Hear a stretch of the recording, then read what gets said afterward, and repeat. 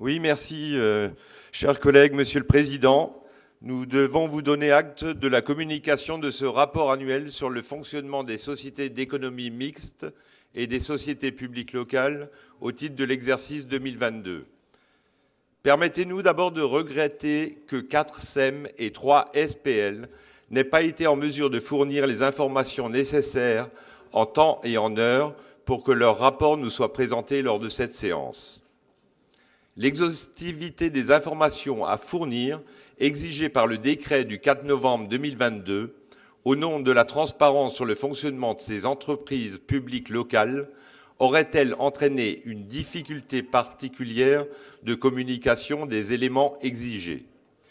Nous ne voulons pas y croire. En tout cas, nous serons très attentifs au contenu de ces rapports manquants lorsqu'ils nous seront présentés lors d'une prochaine session.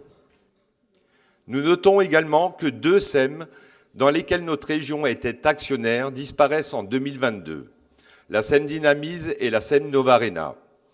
Appelons-les les SEM éphémères, tellement leur durée de vie aura été courte. Interrogeons-nous une fois de plus sur l'opportunité d'y avoir investi tant d'argent public.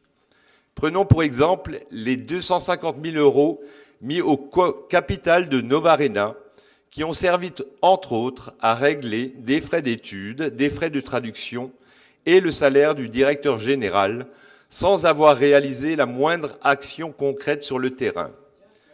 Un fiasco total. Si l'étude des 13 rapports de mandataires présentés n'amène pas de remarques particulières de notre part quant à la réalisation d'opérations conformes à leur objet social ou suite à la vérification de leurs fonds propres, nous ne pouvons que vous rappeler à votre rôle de garant en tant qu'actionnaire de la bonne utilisation des fonds publics, eu égard à la situation de certaines, affichant des résultats déficitaires importants.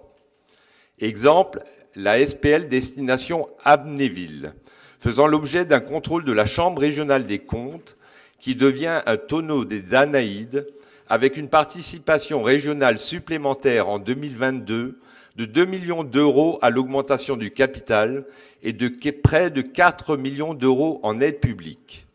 Jusqu'où aller? Nous attendons avec impatience les conclusions de la CRC. La participation à 3 nouvelles entreprises publiques locales, 2 SEM et une SPL, en 2023 nous alerte également. Bien que parfaitement conscient que ce type de structure constitue un outil privilégié pour l'exercice des compétences d'une région, nous ne pourrons jamais vous donner un blanc-seing pour les multiplier à l'infini sans s'assurer de leur pertinence, notamment lorsqu'elle vous permet de soutenir l'implantation d'éoliennes sur notre territoire. Je vous remercie pour votre attention.